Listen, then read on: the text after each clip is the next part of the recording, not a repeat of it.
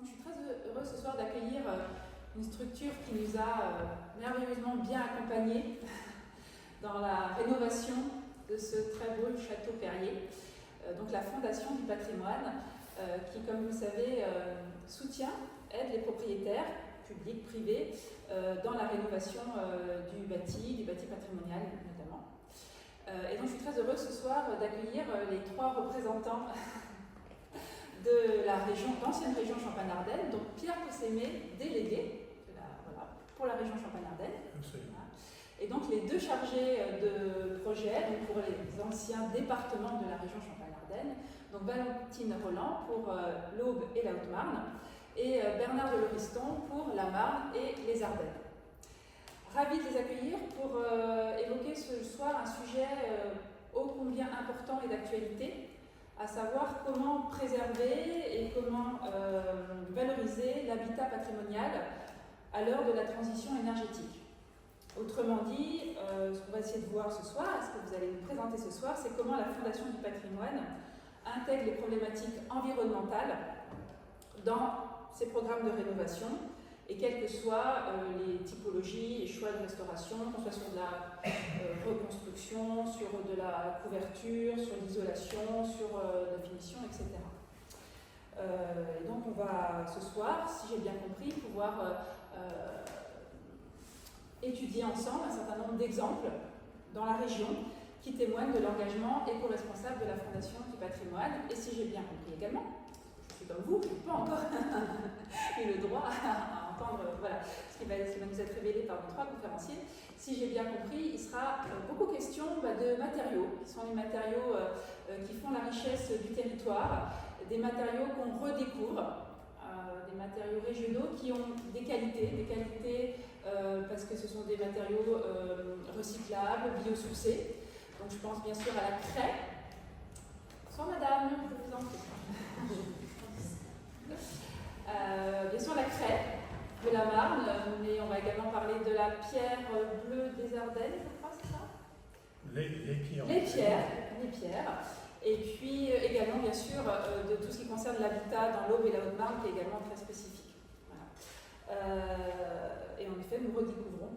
On redécouvre beaucoup comment faisaient les anciens, tant dans ce cas de figure, mais également, on pourrait citer beaucoup d'autres exemples. C'est ce que je disais rapidement à Bernard, que dans le monde des musées, dans la manière de conditionner nos objets lorsqu'on les transporte, lorsqu'on les fait voyager, ou bien sûr dans les constructions, les réhabilitations de réserves et de musées, on est totalement en train de revoir nos paramètres de construction, de reconstruction, nos paradigmes, nos modèles, en essayant justement d'aller chercher des matériaux qui permettent, des matériaux biosourcés, qui permettent une inertie thermique sans forcément partir sur des gros systèmes de climatisation qui sont bien sûr énergivores. Voilà, je vous cède la parole et je vous souhaite donc à tous une très bonne conférence. Merci. Alors je pense que la voix ça va, vous entendez, ça va aller. Donc on va essayer de faire ça à trois voix. Voilà. Je me présente déjà, donc Pierre Possémé. Moi je suis un ancien entrepreneur de bâtiments et de travaux publics. J'ai créé mon entreprise dans cette région, le bâtiment associé en 79. Voilà. Et aujourd'hui c'est mon fils aîné qui a repris le groupe. Et j'ai démarré comme maçon, donc je sais ce que c'est que les matériaux du bâtiment, donc je pourrais vous en parler avec un grand plaisir. Voilà. Et donc je vais tout de suite, pour lancer l'introduction, passer la parole à Bernard, qui est donc, ce sont les deux chargés de mission, les deux salariés de la Fondation du patrimoine, qui parcourent le terrain tous les jours. Et nous avons à notre service également 35 bénévoles qui travaillent sur le terrain. Donc c'est important de savoir que la Champagne-Ardenne est sillonnée par nos bénévoles dans les 4 départements qui nous entourent. Voilà. Allez Bernard. Merci Monsieur Célé. Alors on va commencer en fait par, on s'est servi d'un architecte du XXe siècle un peu comme fil conducteur de cette conférence, donc un architecte autrichien, Dermasseur, qui disait, et quelque chose qui nous parle bien, l'homme a 3 peaux, il naît avec la première, la deuxième c'est ses vêtements et la troisième c'est son habitat. Voilà, ayant dit ça, il a presque tout résumé. Et en fait, ce qui est assez intéressant avec cet architecte-là, c'est qu'il était complètement avant-gardiste à son époque. C'était le premier, un des premiers tout du moins, à prôner notamment des toits végétalisés ou des constructions ondulantes, voilà, pour réenchanter le bâtiment et réconcilier l'homme à la fois avec son habitat et aussi son environnement immédiat. Voilà, c'est un précurseur de l'architecture durable et qui prenait l'utilisation de matériaux naturels. En fait, comme faisaient nos anciens finalement. Nos anciens bâtissaient avec ce qu'ils avaient sur place. Donc on passera en revue tout à l'heure un certain nombre de matériaux de Champagne-Ardenne. Et en fait, aujourd'hui, on redécouvre en fait, on n'a rien inventé. On ne fait que réappliquer ce que faisaient nos anciens autrefois. Et Underwasser, lorsqu'il faisait ses constructions, je vais vous montrer deux exemples. Il avait pour ambition aussi de faire en sorte de créer un espace de bien-être pour ceux qui habitaient dans les bâtiments. Parce que dans la mesure où c'est notre peau, on a envie d'y être bien. Et parfois, ça nous arrive d'habiter quelque part, dans un appartement, dans une maison, où en fait on ne se sent pas bien. Et là, il y a un sujet. Alors, on ne parlera pas de l'habitat neuf pendant cette conférence parce que ce n'est pas notre domaine d'expertise. On a des personnes, des architectes qui sont bien plus compétents que nous sur le sujet. On va plutôt s'intéresser aux bâtis anciens, à la Fondation du patrimoine, à travers à la fois son évolution contemporaine et aussi à la création d'un concept que d'ailleurs Underwasser avait déjà un peu développé en son temps, c'est déco-restauration. Alors aujourd'hui, on parle beaucoup d'éco-rénovation, mais en réalité, on utilise ces mots de manière interchangeable, alors qu'en fait, ça ne désigne pas du tout la même chose. Rénovation, c'est vous détruisez, vous faites à neuf, alors que restauration, vous ne changez que ce qui a besoin d'être changé avec les mêmes matériaux. Voilà. Alors pour ça, je ne vais pas te contredire, mais Château-Perrier, c'est une restauration et pas une rénovation. C'est bien le problème que nous avons actuellement. Au niveau de la Fondation du patrimoine, ils avaient lancé aussi Éco-Rénovation. Et comme je participe au groupe, j'ai demandé à ce qu'on change le nom et c'est en train de se changer pour s'appeler Éco-Restauration. Parce qu'il faut employer les mots comme on doit. Quand c'est fait le quartier Sarigny à Reims, on a fait de la rénovation. C'est-à-dire qu'on a rasé tout le lieu, alors que si on prend la ville de Troyes, on a fait de la restauration à Troyes. Voilà. Hein, donc on voit bien la grande différence. Et les mots ont leur intérêt et leur valeur, donc il faut les respecter. Voilà. Alors Underwasser avait une habitude qu'on vous partage, c'était d'illustrer son propos en donnant ses cours nus à ses étudiants. Je vous rassure, on ne fera pas la même chose. C'est deuxième moitié du XXe siècle. Deuxième moitié du XXe siècle. Non, on ne voudrait pas vous laisser quand même une apparition comme ça. On va rester comme on est. On va garder notre deuxième peau si ça vous va bien. Surtout qu'on a une deuxième peau confortable, on va pas l'enlever. C'est ça. Voilà. Et on espère que ça vous permettra d'être attentif à cette conférence. Alors avant d'évoquer toutes les problématiques urbanistiques, etc., on va repartir de la base que sont les matériaux qui sont présents dans notre région. Alors, déjà, on va commencer par la pierre, parce que je pense que l'homme, dès qu'il a eu besoin de se loger, il a commencé à faire des cavernes, et donc il cherchait des trous, il se mettait à l'abri, il se protégeait des animaux extérieurs, et puis il se protégeait aussi des intempéries. Donc la pierre est toujours présente, hein, c'est un matériau qui est encore noble aujourd'hui. Voilà, vous voyez bien autour de vous, dans les villes, on refait encore des façades en pierre, mais la pierre dans la restauration, c'est peut-être un des matériaux qu'on trouve le plus. Pourquoi? Parce que la pierre existait à peu près partout. Alors en Champagne, on connaît la craie, mais la craie c'est une pierre. Voilà, hein, on est dans le calcaire, on s'aperçoit que c'était un matériau qu'on disposait, et Bernard l'a dit tout à l'heure, mais les anciens, ils travaillaient avec les matériaux qu'ils avaient. Quand ils avaient de l'argile, ils construisaient en briques. Quand ils avaient, ou en terre crue, quand ils avaient des terres, on voit en Champagne, on a construit avec une terre qui était la terre au-dessus de la craie, donc la bûche au-dessus, qui permettait de faire ce qu'on a appelé le carreau de terre.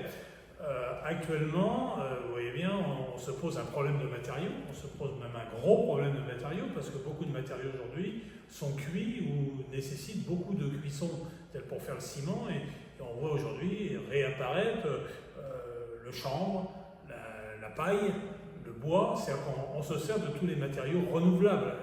Et là, alors le bois, quand je dis renouvelable, pour un sapin, c'est 20-25 ans, mais quand on est sur de la paille ou du champ ou du miscanthus, on est sur des systèmes qui peuvent se cultiver tous les ans. Donc on récupère de la matière première tous les ans pour utiliser ces matériaux. Alors le chanvre, ce n'est pas des matériaux vieux, là on ne peut pas parler de matériaux anciens puisque ça n'a pas plus de 40 ans qu'on se réintéresse à ce matériau. Vous savez que le chanvre est une plante d'abord assez extraordinaire parce que c'est un peu comme dans le cochon tout se mange, mais dans le chanvre en fait on utilise toute la plante. C'est-à-dire que ça sert pour des produits pharmaceutiques, ça servait pour les cordages. Vous savez que les marins faisaient des cordes en chanvre, les habits. Les habits anciens étaient faits en chanvre, surtout les habits des tailleurs de pierre, des charpentiers, enfin les habits de travail. Et le chanvre, on utilise la partie pauvre aujourd'hui beaucoup dans la construction, c'est ce qu'on appelle la chèneviole, qui est donc la partie pauvre du chanvre, mais qui mélangée avec de la chaux fait un excellent matériau de remplissage de pans de bois. Vous voyez là, vous avez du pan de bois. Aujourd'hui, vous savez que le pan de bois, on le remplissait en torchis, on le remplit encore, on sait le faire. On met ce qu'on appelle des palsons et puis on vient mélanger du torchis avec de la paille ou avec du lin. D'ailleurs, le lin aussi est un matériau de construction qui servait à mélanger avec de la terre argileuse pour venir mettre et faire le torchis. Alors pourquoi faut respecter ce torchis? Parce que le torchis, c'était ce qui permettait, comme aujourd'hui le chanvre, ça permet d'absorber 3 fois son volume en eau. Et vous imaginez un pan de bois, pour qu'il ne puisse pas prendre l'eau et pourrir, il faut que le matériau à l'intérieur du pan de bois soit un matériau qui absorbe l'eau et qui rejette l'eau. Donc pour garder toujours une hygrométrie constante au bois. Et c'est ce qui fait que il ne faut surtout pas s'amuser. Je vous raconterai plus tard un gros problème qu'il y a eu dans cette région, dans lequel je suis intervenu il y a maintenant 25-30 ans, mais on voit le mal qu'on peut faire si on ne respecte pas les matériaux. Vous voyez, donc quand on enlève qu'on retire le torchis pourri, il faut refaire soit du torchis ou utiliser le chanvre ou la paille et avec de la chaux aérienne, c'est-à-dire des matériaux qui respirent et qui permettent ces échanges hygrométriques. Dans les matériaux également importants, donc c'est la terre crue dans cette région. Personnellement, j'ai réhabilité le carreau de terre dans les années 82 avec mon entreprise à l'époque. On avait fait d'ailleurs des maisons à Saint-Brice-Courcelles pour les forêts moi. On avait fait 5 maisons tout en terre. J'ai fait des maisons à Aigny-Comblizy, tout en terre et bois, dans les années 83-84. Et on avait réhabilité ce matériau qui pour moi j'étais jeune, j'avais envie de retravailler les matériaux issus du sol, c'est-à-dire prendre la terre au sol, la mettre dans des machines, et on pressait des briques de terre et on faisait des constructions en terre. Et ça marchait, puisque la preuve c'est que j'ai parcouru l'Afrique avec cette technologie, et ça a marché aussi dans beaucoup de pays d'Afrique où j'ai travaillé, mais économiquement ça ne veut pas forcément... on se doit de travailler avec des matériaux aujourd'hui qui permettent économiquement de faire vivre une entreprise et de faire vivre une technologie, donc ça n'a pas fonctionné à ce niveau-là, mais par contre ça a fonctionné très bien en tant que matériau. Si vous parcourez la campagne entre Châlons et Épernay, 70% des maisons construites entre les deux guerres et après la guerre 39-45 ont été construites entièrement en carreau de terre. Sauf qu'on faisait une boue, c'est-à-dire qu'on mélangeait la terre qui était le dessus partout dans la Champagne crayeuse, ça vous l'avez. Partout où vous avez de la craie en sous-sol, on faisait ces carreaux de terre, donc on mettait de l'eau avec la terre, on mettait ça dans des petits moules en bois ou en métal et on faisait sécher le carreau de terre et on le posait. Voilà, donc ça c'était une technologie très champenoise. Vous avez par contre en technologie de terre, vous avez comme ça le torchis, je vous l'ai dit, mais vous avez aussi si vous allez du côté de Lyon et l'Ain, vous avez le pisé, où là on faisait des coffrages et on voit toutes ces vieilles fermes bressanes, où vous avez donc le pisé, et puis vous avez une autre technologie qui est la daube, qui a été très, très travaillée. Donc là c'est de la terre qui a séché au soleil, des terres argileuses, mais qu'on ne faisait pas cuire, on mélangeait avec de la paille, et on faisait ça dans des moules aussi. D'ailleurs, ça se fait beaucoup encore en Afrique aujourd'hui. Beaucoup d'Africains ou des gens qui sont allés en Afrique connaissent la daube. Et puis vous avez même en Afrique ce qu'on appelle le pot-au-pot, qui est donc de la terre projetée sur des lattes de bois et qui permettent de mettre les gens à l'abri. Vous avez beaucoup ça au Cameroun, au Congo, au Mali, enfin dans beaucoup de pays d'Afrique. Où on se fait un habitat avec ce qu'on a. C'était simple, hein, on construisait, et on construit encore dans beaucoup de pays avec ce que nous avons. Vous savez, moi j'ai eu un grand ami qui s'appelait Thomas Sankara, je lui expliquais, il ne faut pas aller acheter des matériaux tels du goudron pour faire tes routes, moi je vais te réapprendre à faire des pavés. Malheureusement, il a été tué, j'ai été obligé de m'en aller vite fait, moi, voilà, parce qu'il tuait tous les gens qui étaient copains avec Thomas Sankara. Donc, mais on pouvait faire des rues en pavé, ils avaient du granit, j'allais leur apprendre à réextraire du granit et faire des rues en granit, hein, et qui ne souffraient pas à chaque intempérie, et puis qui ne coûtaient rien, c'était de la main-d'œuvre, et de faire des routes à bon marché pour son pays. Donc voilà, on s'aperçoit que tous ces matériaux avaient un intérêt extraordinaire. Donc la terre, et puis le bois qui est un matériau qu'on trouve partout. Alors vous savez que dans cette région qui a connu une guerre terrible 14-18, on avait perdu beaucoup de forêts, c'est-à-dire que nos bois étaient mitraillés. Et c'est pour ça que la charpente de la cathédrale de Reims avait été refaite en béton. Henri Desneux avait été intelligent. Et plus de bois, il fallait refaire la charpente. Et il a fait du béton en petits éléments qui étaient manuportables, qu'ils ont pu monter là-haut pour faire tout cet assemblage. Si vous avez l'occasion de voir cette charpente, c'est extraordinaire. Elle est montée comme une charpente en bois, sauf que ce sont des éléments en béton. Voilà donc le bois qui reste un matériau extrêmement fort. Et aujourd'hui, vous savez qu'on reconstruit beaucoup en bois dans ce pays, mais dans l'habitat traditionnel, on trouvait également beaucoup de bois, surtout au 16e, 17e, on a énormément construit en bois. Donc, alors, avant de vous parler de travaux aujourd'hui, comment travailler sur la restauration, on va vous rappeler quelques dispositifs qui existent grâce à la Fondation et l'État, voilà, hein, sur demain, pour sauver son patrimoine, il y a des façons de faire. Donc, Valentine. Alors, après cette belle introduction et cet inventaire de matériaux, effectivement, c'est un grand défi aujourd'hui pour les propriétaires. Ils ont besoin de restaurer leurs habitats, leurs maisons, mais également du bâti non habitable, du bâti vernaculaire. On pense à des pigeonniers, des fours à pain, et puis d'autres bâtiments, les lavoirs par exemple, qui ont aujourd'hui besoin d'être bien restaurés. Et face à ce défi, parfois même un casse-tête administratif pour savoir par où commencer, ils ont surtout besoin de conseils. Donc nous, on était persuadés à la Fondation du patrimoine, et notamment au moment de la création de la Fondation en 1996, que c'était un des premiers enjeux pour vraiment restaurer le patrimoine, c'était d'en faire un sujet, notamment pour les propriétaires privés. Donc dès les années 2000, en fait, la Fondation du patrimoine propose un dispositif fiscal aux propriétaires particuliers, en leur proposant, je cite, d'attribuer un label au patrimoine non protégé et au site. Ce label est susceptible d'être pris en compte pour l'octroi d'un agrément, donc une défiscalisation sur les impôts sur le revenu. Donc ça, c'était dans les années 2000. Effectivement, en fait, il y a eu assez peu de labels jusqu'en 2005, où là, il y a eu un vrai effort du législateur pour vraiment aller préciser sur quoi on allait faire le label. Et c'est le texte que vous avez là. Alors, je vais vous en sortir quelques phrases importantes. La Fondation du patrimoine, on ne sait pas toujours, mais c'est avant tout des maisons non protégées. On pense toujours la Fondation du patrimoine à des églises, à des châteaux, mais en fait, pas du tout. La plupart de nos dossiers aujourd'hui, ce sont d'abord de l'habitat privé, comme la photo que vous avez là sur le diapositive. Donc la façade d'une maison qui a été refaite à Chaumont. Donc on n'est pas non plus sur du bâti que rural, et ça vous ne le savez peut-être pas, mais à Épernay, grâce au secteur patrimonial remarquable, il est possible de bénéficier d'un label de la Fondation du patrimoine, puisque le label concernait des immeubles non protégés, soit en centre-bourg et en ruralité, soit effectivement dans des secteurs patrimoniaux remarquables et sur certains sites classés au Code de l'environnement. C'est beaucoup plus rare, mais ça peut nous arriver.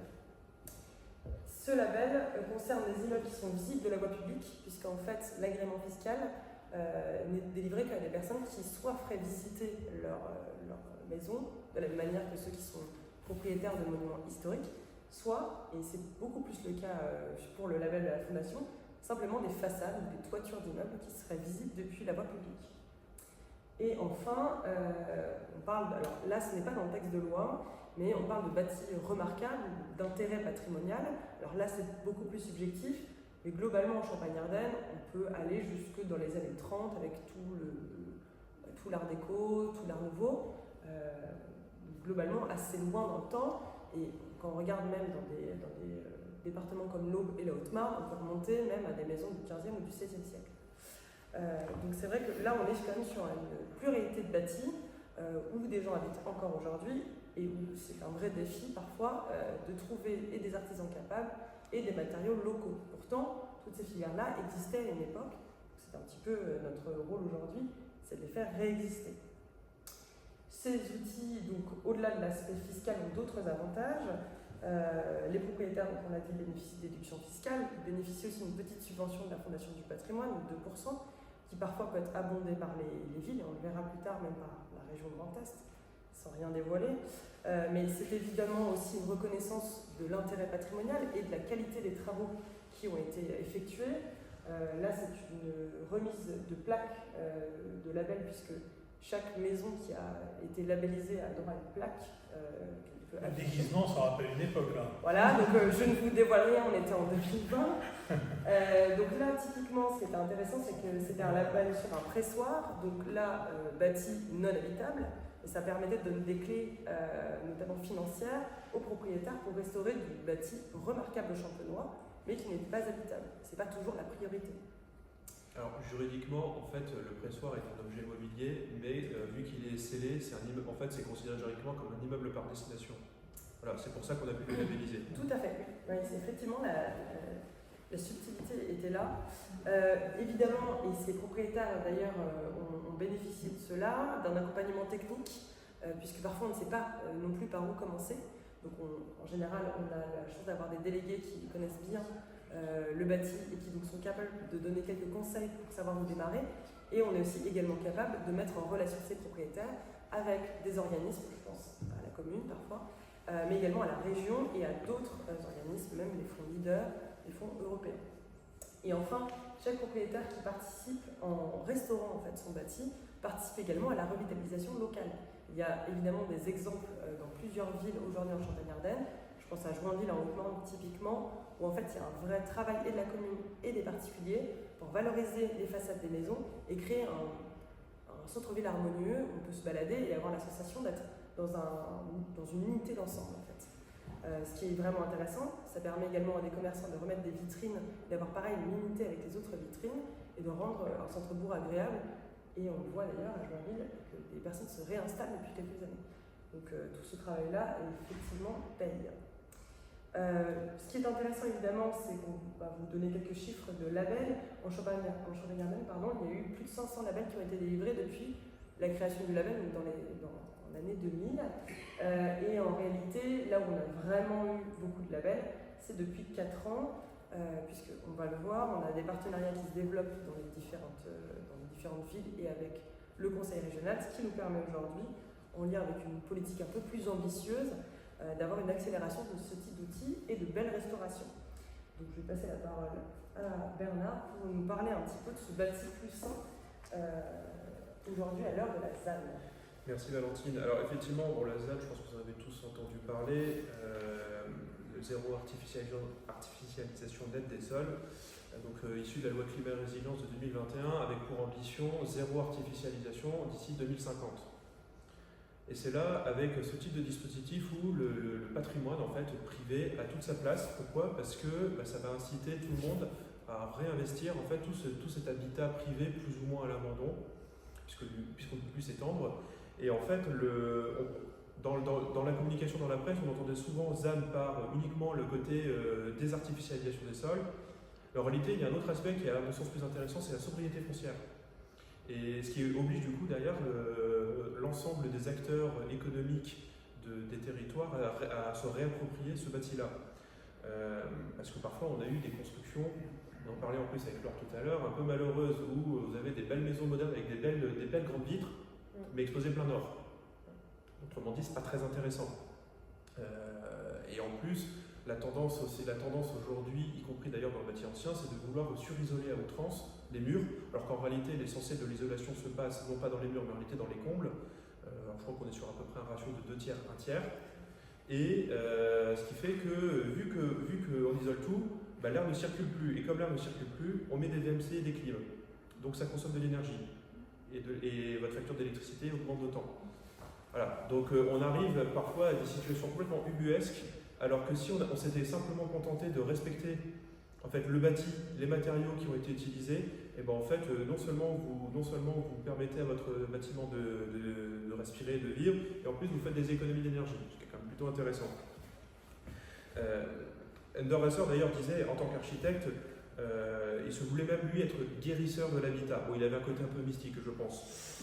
Et il disait, la maison c'est le miroir de l'homme. Chaque maison, même laide et malade, peut être guérie. Je vais vous donner un exemple en plus que vécu, c'est que j'habite dans un appartement de la reconstruction en briques à Reims, et alors je ne sais pas de quand ça date, mais les fenêtres sont très isolantes. Résultat, j'ai des moisissures à l'intérieur de mon appartement. Voilà. Typiquement ce qu'il ne faut pas faire. Donc il y a quand même pour ça on sent quand même une volonté politique d'aller en amélioration, et c'est pour ça qu'il existe de plus en plus de partenaires qui mettent en place alors soit des modes de financement, soit des actions de projets pour pouvoir aider les propriétaires à remettre en état ces bâtiments.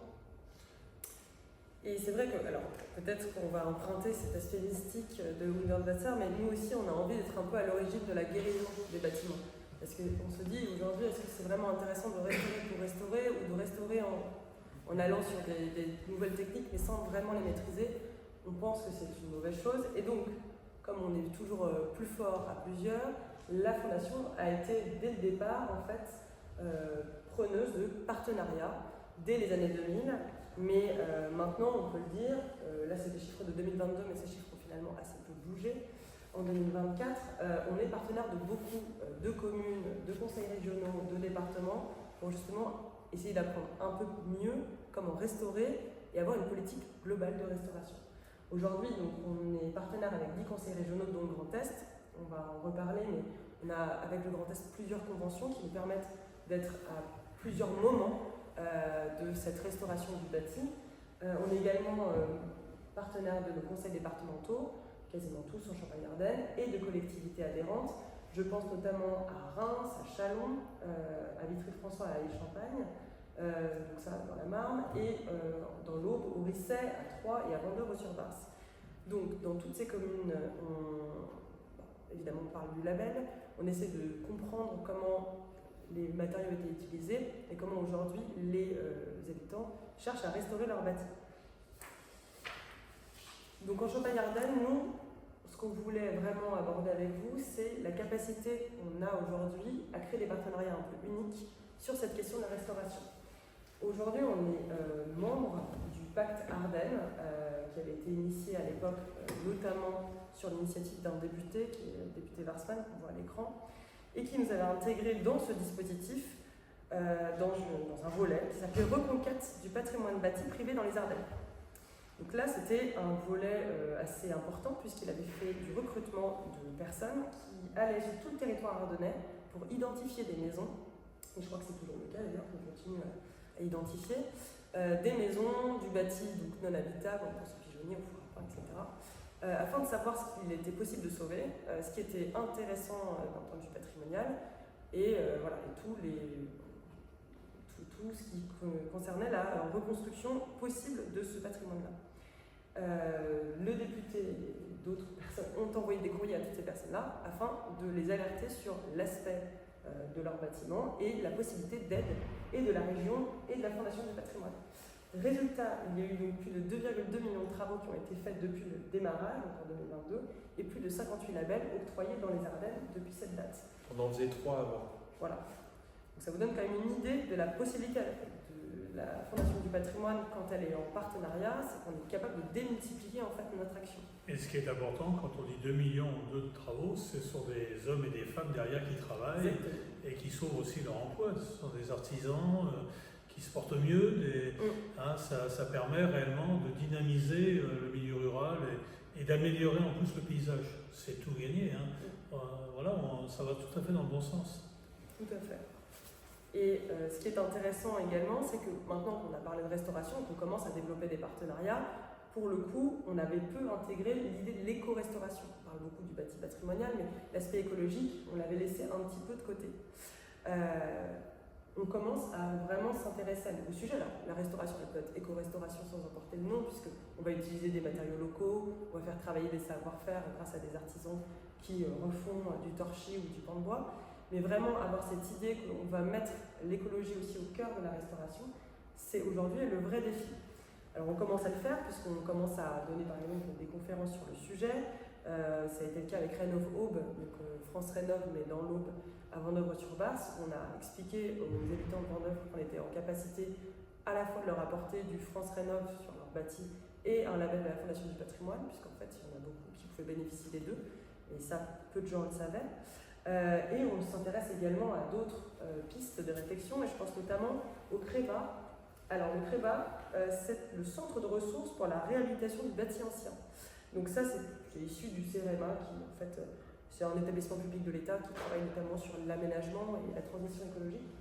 Et alors au CREBA, ils ont décidé de faire toute une charte de la réhabilitation responsable du bâti ancien, donc en accent sur les trois grands concepts de la restauration qu'on aimerait nous lier, c'est-à-dire la restauration du bâti ancien, pris d'un point de vue patrimonial, la réduction de la consommation, donc là l'aspect écologique, et la pérennité des composants. Donc là, on parlait du chanvre, travailler avec des matériaux qui sont capables en fait, d'apporter du confort à l'intérieur tout en étant biosourcés. Ce qu'il faut se méfier, c'est ce qu'on appelle les faiseurs de rêves. Et ce sont en fait les distributions de grande surface au niveau des sociétés de bricolage, ce sont les gros industriels qui veulent à tout prix imposer leurs matériaux en promettant monts et merveilles et qui derrière, on en parlera après, mais où votre construction malheureusement souffre parce que le remède est bien pire que la maladie.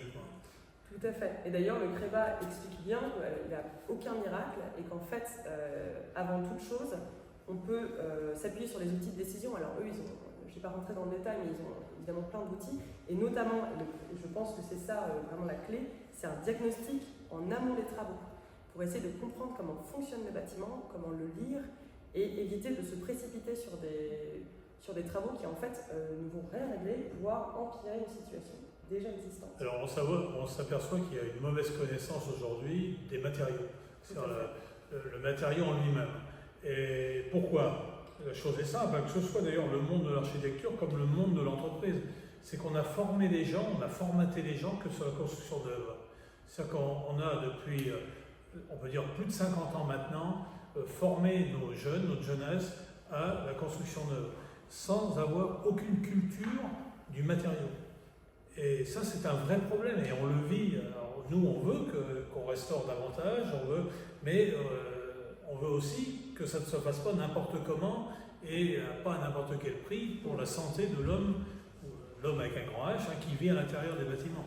Et donc, c'est pour ça que c'est important d'avoir une connaissance de la matière première, c'est-à-dire de la brique, du bois, comme je disais tout à l'heure sur les pans de bois, mais aussi de la terre, de la pierre, tous les matériaux qui composent, et savoir comment ça a été construit à l'époque de façon à ne pas enfermer l'humidité. Et c'est un problème, c'est qu'on ne construisait pas, à l'époque, on ne faisait pas de parois étanches, on construisait au même le sol. Et quand je discutais ce matin avec une personne qui a une maison dans l'eau, elle dit « Pierre, je ne comprends pas, là, de l'eau à monter avec les sources qui montent, j'ai de l'humidité dans ma maison aujourd'hui. » Je lui ai dit « Oui, alors, tes murs, ce sont des éponges. Donc ils pompent, donc il faut maintenant que je vais t'expliquer un peu comment tu peux améliorer les choses. Voilà, hein, c'est de redrainer la maison de l'extérieur pour que l'eau ne vienne pas trop agresser les fondations. Et puis quand on a de l'humidité, je lui ai dit, tu prends des bacs, tu mets de la chaux dans tes bacs et tu vas aspirer l'humidité de ta maison naturellement, et c'est ta chaux qui va absorber l'humidité, tu vas comme ça faire baisser l'humidité de ta maison. Voilà des gestes simples, pas chers, mais qui permettent de compenser les problèmes d'humidité apparents avec les sources qui ont monté. Il pleut depuis quelques mois, alors on s'est plaint de la sécheresse et puis maintenant on va se plaindre de d'autres phénomènes. Tout à fait, c'est une excellente transition parce que c'est exactement ce qui s'est passé en fait en Alsace, puisque la Fondation accompagne de l'éco-restauration depuis quelques années, surtout des communes qui se lanceraient dans des projets un peu ambitieux, comme là c'est le cas au presbytère de Geschhaus. Alors je ne prononce pas très bien l'alsacien, vous m'excuserez. Donc là il y a eu une enveloppe de 100 000 € qui a été accordée par la Fondation du patrimoine en 2023, et effectivement, là c'était une restauration pour faire des logements. Donc ils ont utilisé des matériaux locaux biosourcés en favorisant la durabilité environnementale, l'isolation intérieure des murs en terre chambre ou en chaux chambre, l'isolation des combles en laine biosourcée et l'isolation des sols avec de la chaux, le réemploi de matériaux présents sur le site et enfin l'installation d'une chaufferie appelée. Donc là ils sont allés vraiment au bout de la démarche en allant vraiment sur l'éco-restauration et en y introduisant une énergie renouvelable donc avec cette chaufferie appelée. Donc on a vu un exemple dans la Marne, un exemple dans la Marne que je vous remets, c'est celui-là. Ouais. Bon, vous voyez déjà qu'il y a un peu de briques par-ci, un peu de torchis par-là. Bon, il y a un petit souci. Et en fait, il y a eu toute une discussion. Donc cette personne, c'est une propriétaire de la Marne, à Noroy, qui a été labellisée au printemps. Donc c'est vraiment tout récent. Et en fait, elle a eu tout un échange en amont avec l'architecte des bâtiments de France pour justement utiliser le chanvre dans le remplissage de pans de bois. Sauf qu'on s'est rendu compte d'un petit souci, c'est que la provenance du chanvre, c'était la Bretagne. Alors que la plus grande chanvrière de France, elle est où? Elle est dans l'Aube. Alors, Premier producteur européen de chanvre, l'Aube. Et nous, l'ambition qu'on a derrière, et je sais que c'est des discussions que nous avons actuellement avec l'architecte du bâtiment de France, enfin les architectes, c'est aussi derrière de pouvoir redévelopper des filières locales, en fait, tout simplement. Que la filière de chanvre de l'Aube puisse approvisionner l'Aube, la Haute-Marne et la Marne, là où on a essentiellement le pont de bois. Voilà, donc typiquement, là, au départ, la propriétaire n'était pas partie pour faire ça, mais parce que souvent, voilà, on l'a dit par méconnaissance des matériaux. Là, maintenant, elle a complètement changé de braquet, puis le fait d'être aidée, évidemment, ça incite à aller dans ce sens-là. C'est la contrepartie de l'aide financière et fiscale. Et on va avoir une belle façade avec pans de bois et remplissage en chambre dans quelques temps. Et on a hâte de voir le résultat à l'arrivée. surtout que ce sera un bon exemple, et on le sait, les propriétaires labellisés discutent beaucoup avec leurs voisins, et souvent quand une restauration a lieu dans un endroit et qu'elle est bien faite, on a souvent des voisins qui viennent nous voir après pour refaire un label chez eux, parce qu'ils se rendent compte que c'est possible, que c'est pas forcément très compliqué à mettre en place, et surtout qu'ils peuvent bénéficier de conseils dont ils n'auraient pas forcément connaissance s'ils étaient restés seuls avec l'idée de la restauration, mais sans savoir par quel morceau prendre cette restauration. D'où le besoin de la formation, parce que parfois on a eu des exemples, un en particulier catastrophique, qui n'a pas fait de bruit dans la presse parce que l'intervention s'est faite rapidement à Sainte-Marie-du-Lac.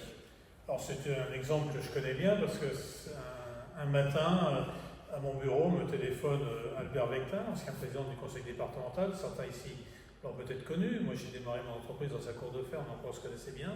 Et puis il m'appelle catastrophé avec M. Gouzien, qui était un architecte décédé aussi, qui était sur Chalon. Et Sainte-Marie-du-Lac, je ne sais pas si vous connaissez l'écomusée.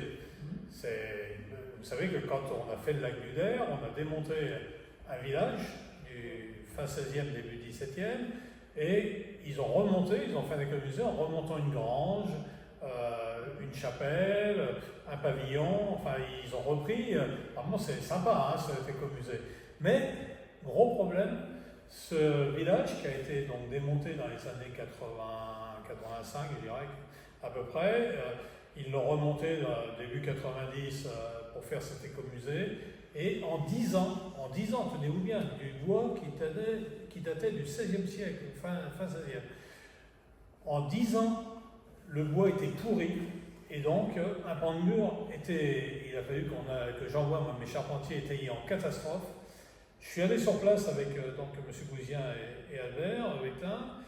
J'ai dit écoutez, cherchez pas, le problème il est simple. Ils avaient rempli les pans de bois avec de la brique cuite et un mortier avec de la chaux hydraulique et ciment pour faire les joints et faire l'enduit dessus. Donc le bois, il a tenu 10 ans. Du bois, on est compte qu'il avait résisté des siècles parce que nos anciens avaient mis du torchis.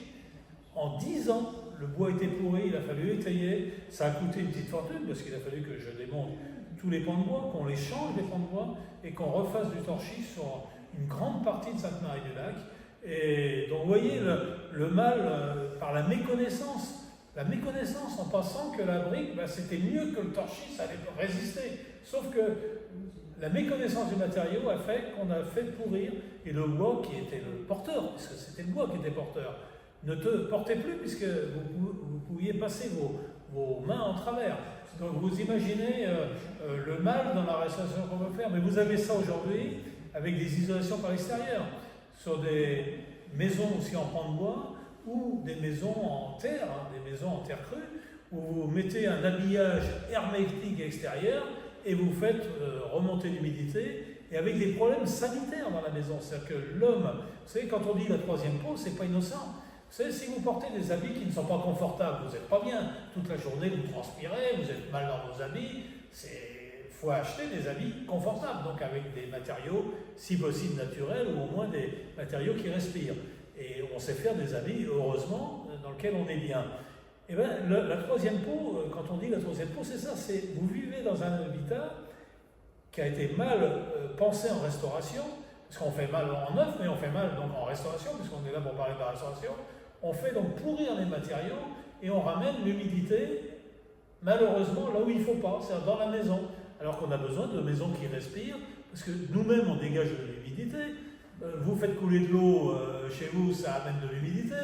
Et si vous n'avez pas des murs qui respirent, qui renvoient, qui règlent le problème hygrométrique de la maison, eh bien vous le prenez vraiment en plein dans vous, et ça fait des enfants qui attrapent des maux de gorge, qui attrapent des tas de choses, et les parents également, des tas de maladies, peut-être des petites maladies, mais qui font des arrêts de travail, qu'il faut prendre des médicaments, qui fait le déficit de la sécurité sociale, vous voyez. Donc le bâtiment devrait être remboursé par la sécurité sociale, quand on le fait bien, vous voyez. Et moi je cite souvent l'exemple, parce que j'ai eu des enfants, et on vivait dans un appartement à Reims avant de construire notre maison, et j'ai une maison qui est construite en briques, les sols c'est de la terre cuite, les murs c'est des enduits à la chaux, le plafond c'est du bois, enfin, donc avec des matériaux sains. Et ma femme serait là, vous confirmerait, les enfants ils avaient toujours un rhume, machin, de la fièvre. On a emménagé dans notre maison, ils n'ont jamais perdu une journée d'école. Jamais perdu une journée d'école. Et quand je dis que l'habitat, d'ailleurs, il y a eu des études qui ont été faites, mais qui ne sont pas des études, ça a été fait par des universitaires, sur l'intérêt des matériaux pour construire. Le premier matériau le plus sain, et c'est pour ça que chez moi j'ai de la terre crue également à l'extérieur, c'est la terre crue qui est le matériau le plus sain des plus sains, parce que ce n'est pas le matériau même, mais si vous imaginez le bois. En Allemagne, vous faites de la ceinture bois, vous n'êtes pas obligé de traiter votre bois. Ce n'est pas une obligation. Nous, ici, on nous oblige des traitements à cœur qui fait que le bois, qui est un matériau naturel, ne devient plus un matériau naturel. Parce qu'il dégage, malheureusement, les produits pour lesquels il a été traité. Vous voyez, des choses incroyables, c'est qu'on est capable, de l'autre côté, de construire avec des matériaux sans être obligé de les traiter. Il suffit de bien les exposer, de bien les protéger. Je dis toujours, il faut un bon chapeau et puis des bonnes bottes, et on protège un matériau. Quand je me promène entre ici et Châlons, quand je vois des maisons en terre qu'on a enduit avec des enduits ciment, qu'au bout de 3-4 ans, l'enduit sonne le creux, des bestioles passent derrière, ça fait pourrir la terre, alors que la terre s'était fait sans calcin naturel. Le calcin, vous savez, c'est la protection naturelle qui se fait sur une craie, sur une terre, sur beaucoup de matériaux, et qui fait que ce matériau, il faut le laisser à l'état naturel, il vit bien. Ce qu'il faut, c'est ne faut pas qu'il prenne l'eau par le fond et ni par le toit. Voilà, et on peut avoir des très beaux murs. Moi, j'ai fait des badigeons à la chaux sur ma terre, et ma terre, elle tient très bien. Ma maison a 40 et quelques années, bientôt 50, oui, ça passe. Mais ma terre, elle est nickel comme au premier jour quand je l'ai mise, voilà. Mais c'est des choses naturelles, c'est un badigeon naturel à la chaux, avec un... Vous savez, il y a des matériaux, c'est tout bête, hein. Vous mélangez un peu d'huile de lin avec votre chaux, et ça c'est toujours naturel, on est sur une huile naturelle, et puis vous en faites une peinture qui tient très, très longtemps. Il n'y a pas besoin d'acheter des peintures toutes faites là, qui vous vendent à je ne sais plus combien de litres, alors que vous pouvez faire des choses complètement naturelles, et vous pouvez faire l'apprenti sorcier vous-même en faisant des choses très sympas avec des peintures naturelles. Ouais. C'est plein de choses comme ça, de petits détails, et c'est pour ça qu'on voulait vous parler de cet exemple de Sainte-Marie-du-Lac, parce que c'est vraiment un exemple vraiment clair d'un architecte qui connaissait malheureusement rien en matière de restauration, et une entreprise qui a répondu à un appel d'offres sans savoir, sans connaître le côté intrinsèque des matériaux. Voilà, c'est absolument important, et on peut sauver des tas d'habitats à des coûts modestes en faisant des choses. Maintenant, on fait des enduits, par exemple à l'intérieur pour isoler, en chaux et chambre, qui vont très bien. Vous mettez 7-8 cm de chaux-chambre à l'intérieur de votre habitat, et ça fait d'abord un intérieur qui est sympa, parce que ça fait des beaux enduits, et vous isolez votre mur sans avoir... souvent, on met sur des façades magnifiques qui ont des encadrements en pierre, et on les cache par des enduits extérieurs avec des isolations, alors qu'il vaut mieux garder la façade extérieure belle, lui garder son tempérament d'origine, et puis faire une isolation par l'intérieur avec des matériaux naturels qui permettent de continuer à faire respirer l'air. Mais pour ça, il y a des formations, et maintenant on va vous parler des formations qui existent pour les artisans, pour les entreprises, voilà, hein, de façon à tout s'apprend. Et restaurer, ça s'apprend. Vous savez, au niveau de la formation naturelle, on est en train de voir comment on va acculturer l'ensemble de nos bénévoles à ce que je vous dis. Parce que même nos bénévoles n'ont pas toujours la formation voilà, qu'il a fallu au départ, mais ça s'apprend. Et ben, on va essayer, ainsi que nos permanents, nos chargés de mission, de tous les former sur ces côtés du respect du matériau. Quand on donne des labels, s'intéresser à le label OK, mais on donne une défiscalisation, mais on sauve la construction en même temps. Voilà, on ne fait pas n'importe quoi. Et c'est pour ça qu'on a la chance d'avoir quand même un certain nombre d'écoles, souvent d'ailleurs d'excellence, des formations d'excellence. Alors peut-être ce qu'on pourrait déplorer, c'est le fait qu'il y en ait finalement peut-être assez peu, paradoxalement, au vu des besoins qu'il y a aujourd'hui et demain. Parce que ça n'a pas été une priorité, malheureusement. Et alors, celle qu'on connaît, enfin il y en a deux principalement qu'on connaît bien dans notre région, c'est l'IUMP à Troyes, qui est quand même assez connu pour ça, et une autre aussi sont les Compagnons du Devoir, enfin l'association des Compagnons du Devoir. Avec la chance qu'on a, c'est qu'on a 3 maisons dans la région, on en a 2 à Reims et une à Troyes. Et il y en a une à Épernay. Il y en a une à Épernay ? On a déjà une à Épernay. J'ai rien dit. Je suis compagnon, hein, c'est pour ça que je connais bien. J'ai rien dit. Donc voilà, alors c'est pas exhaustif parce qu'on les a peut-être pas toutes recensées, mais les cadres qui nous paraissaient vraiment importantes, l'école d'Avignon, FIBAT et FIBAT en plus.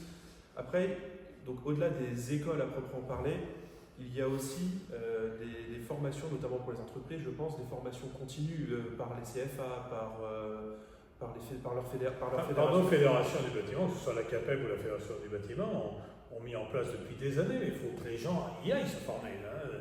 On a mis en place des formations sur appel d'offres qu'on a lancé avec des formateurs, et les gens peuvent se former pour obtenir ce qu'on appelle la qualification Calibat.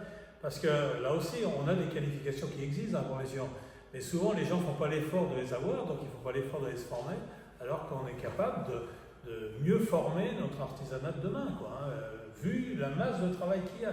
C'est au moment où ça va se gâter, on entend beaucoup parler de crise de logement, on aurait intérêt, alors qu'on a beaucoup à restaurer, on aurait intérêt à former beaucoup de gens à la restauration. Ils s'en forment, attention, je ne dis pas qu'ils ne s'en forment pas, mais on a besoin d'en former davantage. Et la Fondation prend vraiment pleinement sa part dans ce sujet de la formation, alors à la fois pour nous acculturer, comme l'a dit M. Sabé tout à fait, sur ce sujet-là, mais également aussi via des dispositifs, des fonds financiers que nous avons pour, j'allais dire, entre guillemets, obliger les entreprises et les élus des deux côtés à favoriser justement cette formation. Parce qu'en fait, qui dit formation dit également derrière transmission du savoir, et c'est tout le sens du mot patrimoine finalement. C'est cette transmission. La transmission, c'est pas uniquement le bâtiment, mais c'est également toute la connaissance et tout le savoir-faire qui ont pu être existants et qui ont pu se transmettre au long des siècles. Les outils numériques ne remplaceront pas l'individu. C'est-à-dire qu'on pourra avoir des beaux robots, hein, ce qui se fait maintenant dans nos entreprises, mais le côté en restauration, il restera beaucoup de savoir-faire. Il est vrai que dans le neuf, on va, avec la 3D, avec tous les outils qui arrivent, on peut imaginer demain que nos entreprises vont carrément se transformer pour avoir des matériaux nouveaux. Mais par contre, il faudra toujours... On a un bel exemple aujourd'hui, regardez Notre-Dame de Paris. On nous dit toujours, mais non, on n'a plus personne ne sait travailler maintenant. Regardez ce qui s'est fait à Notre-Dame de Paris. Moi je dis que ça reste exceptionnel et extraordinaire. Ça veut dire que les savoir-faire, on les a toujours. On a des jeunes et des moins jeunes aussi passionnés que pouvaient être nos gens du Moyen-Âge. Hein, on a les mêmes, mais avec des outils beaucoup plus modernes qui permettent d'aller plus vite. On voit bien, en 5 ans, restaurer des choses qu'il a fallu des siècles pour construire. Donc vous voyez, on est capable de transformer des choses. C'est pour ça que ne disons pas on n'a plus de main-d'œuvre, on l'a, mais il faut bien la former. Alors, à partir de quand on aura compris qu'il faut bien former les gens, on n'aura plus de problème qu'on parlait tout à l'heure, hein, de pans de bois qui pourrissent, de murs qui renvoient l'humidité à l'intérieur. Il faut vraiment qu'on apprenne et qu'on réapprenne pour les gens qui ne savent plus, voilà, les bonnes façons de restaurer. Et un exemple très concret, on est en train de monter justement ce type d'opération sur une ancienne abbaye cistercienne dans les Ardennes, où l'objectif c'est justement de réunir la Fédération française du bâtiment, le CFA, le 3CA et la Fondation. Alors la chance qu'on a, c'est que le propriétaire est l'architecte du patrimoine. Donc ça aide un peu. Ça nous aide. Ça nous aide. Mais l'idée justement c'est de pouvoir faire un chantier un peu modèle. Une partie du chantier sera un chantier école et ça tombe bien parce que c'est avec des beaux matériaux et donc on peut là vraiment transformer l'essai pour avoir quelque chose d'assez exemplaire en matière de restauration. Tout à fait. Il est aussi évidemment possible de se former en tant que particulier. On pense à des associations, je pense à l'Europe de France, à certaines d'autres organismes qui parlent lors d'ateliers du torchis. Je pense notamment au parc de la Forêt d'Orient. Je sais que le parc de la Montagne de Roche de temps en temps anime également ce type d'atelier. Donc c'est également possible pour les particuliers de s'acculturer et de s'intéresser à toutes ces restaurations possibles avec les matériaux qu'on a aujourd'hui en Champagne. C'est vrai qu'on n'est pas inquiet sur tout ce qui est monument historique parce que les savoir-faire des entreprises qualifiées monument historique, ils sont là, les savoir-faire. Le problème qu'on a, c'est pour l'habitat vernaculaire, pour tout ce qui nous entoure, plus petit, qui est fait dans le milieu rural. Voilà, l'inquiétude, c'est là qu'on parle là, et qu'on essaye de mettre l'accent parce que c'est là qu'on a du boulot. Là, on est sur les labels chez les particuliers, quoi. Le reste, on sait que ça fonctionne. Hein. Il y a de très grands savoir-faire. Je parlais de Notre-Dame de Paris, mais on voit bien toutes les restaurations de nouveaux retours. On voit ici. Hein. On a l'exemple ici de ce qui s'est fait. On sait que tout bâtiment classé ou inscrit ne pose pas de problème en matière de savoir-faire, mais c'est tout le reste. Et le reste est aussi très important, très important. En fait, il y a une idée globale, et ça sera notre conclusion, c'est que on ne peut plus isoler, et d'ailleurs vous entendrez ça à tous les niveaux, on ne peut plus isoler l'habitat de son environnement. En fait, les deux forment un tout. On ne peut plus isoler les éléments séparément, et l'intérêt justement de réutiliser ces matériaux, c'est justement qu'en fait le matériau finalement fera cette transition entre le bâtiment déjà existant et en fait l'environnement immédiat. Et il y a quand même quelques aspects à considérer. Le premier c'est la protection, la sécurité, parce qu'évidemment comme les vêtements, comme la peau, quand on est dans un bâtiment, on a cette sensation d'être en sécurité, d'être bien dans ce bâtiment-là. L'habitat, il protège les intempéries, il protège des températures qui sont un peu problématiques, et Dieu sait qu'on va en avoir dans les années à venir. D'où l'intérêt parfois des vieilles maisons avec des blocs de pierre qui vous font 80 cm, parce qu'au moins, il fera frais l'été. Alors l'hiver, il ne fera pas une température, on est d'accord. Mais on met juste un pull. On a juste à mettre un pull. Il offre vraiment il offre un refuge et il donne ce sentiment de refuge. D'où l'intérêt d'ailleurs de ne pas parler d'isoler, comme ça, de surisoler des habitats anciens. D'où l'intérêt de ne pas le faire parce que vous avez un air qui circule en vase clos. Pour les microbes, on parlait tout à l'heure des maladies, pour les microbes c'est génial parce que les microbes ne sortent pas, ils restent. Et si c'est pour être malade, ça n'a pas grand intérêt. Voilà, il y a quand même ce sentiment tout le sentiment de confort qu'il faut préserver, de bien-être. Qu'est-ce qu'on attend de son habitat? C'est qu'il soit confortable, qu'on soit bien dedans, qu'on n'ait pas forcément ni trop chaud ni trop froid, qu'on soit bien. Voilà, c'est ce qu'on attend d'un habitat. Et on le voit, moi je me souviens des premières constructions en BBC, j'étais allé en Allemagne. Parce que je me suis toujours intéressé à ce qui se faisait de nouveau, c'est comme ça qu'on évolue et qu'on fait progresser son entreprise. Et j'étais allé en Allemagne et ça m'avait surpris. J'étais rentré dans un habitat, parce qu'ils ont eu. Alors pourquoi ils ont eu de l'avance par rapport à nous sur l'isolation? C'est qu'ils polluaient énormément, ils n'avaient pas de centrale nucléaire, ils polluaient énormément avec leur centrale à charbon. Et donc ils ont eu besoin de se donner bonne conscience en dépensant beaucoup moins d'énergie. Donc ils ont été à fond sur des isolations, des 20 cm d'épaisseur d'isolant extérieur. Enfin, et je rentre dans cet habitat, j'étais avec Foyer et moi, je me souviens, je dis mais j'espère qu'on va pas faire ça chez nous. Il me dit pourquoi? Moi je peux pas respirer. J'étais obligé de sortir, j'arrivais pas à respirer convenablement. Et je me suis dit mais comment on peut vivre là-dedans? Alors c'est vrai que leur système c'était en chantier, en fin de chantier, donc leur double flux n'était pas mis en route, donc c'était asphyxiant quand on rentrait dedans. Alors je le disais à l'époque, avec une personne qui s'appelle le docteur Daoud, qui a travaillé toute sa vie sur la santé de l'homme dans l'habitat. Et elle a écrit des bouquins intéressants là-dessus. Et on se disait, mais c'est pas possible, il y a un problème. Et puis je dis, mais en Allemagne, ils vont être capables de nettoyer leur système.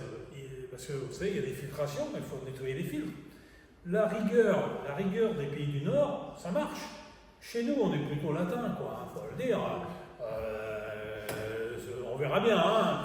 Et c'est là que commencent les maladies. Et c'est là quand surgit la maladie dans l'habitat, parce que les filtres, c'est tous les ans qu'il faut les changer. Vous savez, c'est comme les hottes aspirantes. Hein. Si vous ne changez pas vous nettoyez pas les filtres régulièrement, votre hotte, elle ne fonctionne plus. Hein. Donc vous prenez tout dans la tronche, comme on dit. Hein. Donc il faut savoir que, vous voyez, le problème, et puis sans compter les dépenses d'énergie. Aujourd'hui, avec le réchauffement climatique qui se prépare, si on n'est pas capable de se servir de l'inertie thermique du mur et de perdre cette inertie, c'est un peu dommage. Les anciens, ils ne faisaient pas des grandes baies. D'abord, ils faisaient des toutes petites baies au nord, déjà, hein, et ils ouvraient à l'ouest et au sud. Donc déjà, la position de l'habitat, on ne faisait pas des lotissements à outrance, on faisait des lotissements avec des expositions. Maintenant, on fait des habitats. Je cite souvent le cas, j'ai une fille qui avait fait une maison dans l'Aube, une maison d'architecte. Je lui ai dit aux gens, je dis, mais comment vous avez laissé faire ça? Leurs grandes baies sont au nord. Alors bien sûr, triple vitrage, donc coût de construction extrêmement important. Et puis quel intérêt d'avoir des grandes baies au nord? Je veux dire, moi chez moi, au nord, on a évité les baies, hein, voilà, on les a même largement évitées, et on ouvre plutôt à l'ouest et au sud. Voilà, ça c'est du concept qui devrait être dans toute formation, quoi, hein, de façon à ne pas faire n'importe quoi. Donc vous voyez que quand on a un bâtiment ancien, ça ne sert à rien d'ouvrir des grandes baies parce qu'on veut des grandes baies. Si les anciens ne les ont pas mises, il y avait des raisons. Voilà, hein, et donc, il faut redonner, je pense, du bon sens.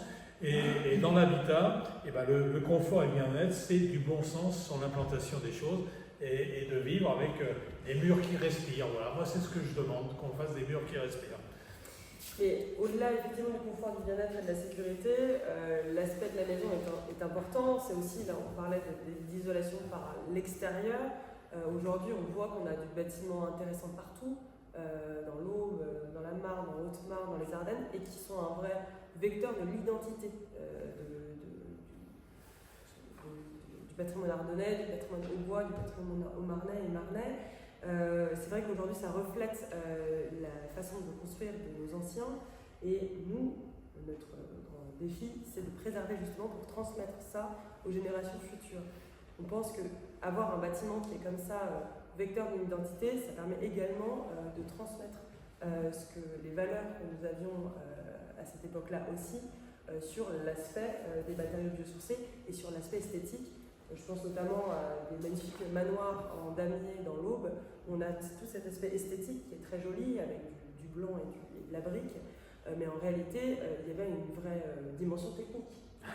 Complètement, c'était pour que les matériaux, là encore, échange hygrométrique, hein, pour que la craie ne pourrisse pas, ne pète pas par le gel. Donc la brique absorbait l'humidité et ça permettait à la craie de résister des siècles et des siècles. Voilà. Tout était fait d'une façon extrêmement intelligente. Ça n'a pas été fait uniquement, ça a rendu l'esthétique, mais ça n'a pas été fait dans un but esthétique au départ. C'était dans un but pratique, et donc l'intelligence. Et du coup, je laisserai le mot de la fin à M. Pessémé. Non, je crois qu'il y a Bernard un petit mot, et puis je termine. Non, c'est bon. C'est bon. Alors c'est bon. Alors juste pour vous dire que tout ce qu'on vous a présenté, c'est nous on est très proche, vous avez compris, de l'environnement. Et je pense que si on veut être en accord avec l'environnement, ce que nous restaurons, ça doit rester. Regardez les paysages. Les paysages, ils se sont faits grâce à la nature, mais grâce à des bâtiments qui s'inscrivaient au milieu des paysages. Quand vous mettez un enduit tout neuf avec des isolations par l'extérieur dans un paysage qui a gardé ses couleurs, on ne va pas s'amuser à peindre les arbres dans la forêt, on accepte la couleur pour les arbres dans la forêt, c'est ce qui fait la beauté d'ailleurs, c'est le temps qui a fait la beauté. Et bien ces façades, il faut qu'elles restent belles dans leur jus, hein, en sauvant tout ce qu'on peut sauver, de ce qu'ont fait nos anciens, tout en améliorant l'isolation. Et là, je le dis, on a des moyens de trouver améliorer l'isolation sans faire pourrir les façades sans malheureusement choquer, parce que quand on voit une tache blanche au milieu de beaux paysages de village, c'est un peu dommage. Donc nous, ce qu'on veut, c'est de redonner ce sens. Label, oui, quand on voit ce que ça apporte, hein, les gens qui peuvent défiscaliser quand même 50% de leurs travaux, c'est pas rien. Hein, dans les Ardennes, c'est 100% avec ce qu'on a amené comme fonds par le pacte Ardennes. Mais je veux dire, on se doit, nous, Fondation, d'avoir des exigences sur ces restaurations. Ok, il y a un label, mais label, pas pour faire n'importe quoi. Voilà donc ce qu'on voulait vous faire passer déjà comme message. Et puis on veut que vous soyez aussi des ambassadeurs de ces messages. Parce que plus on parlera de ces choses-là, plus on donnera envie de restaurer son habitat et de bien le restaurer. Voilà, de bien le restaurer pour mieux vivre demain dans un habitat sain. Voilà ma conclusion. Voilà, écoutez, la Fondation reste à votre service si vous avez des besoins, n'hésitez pas.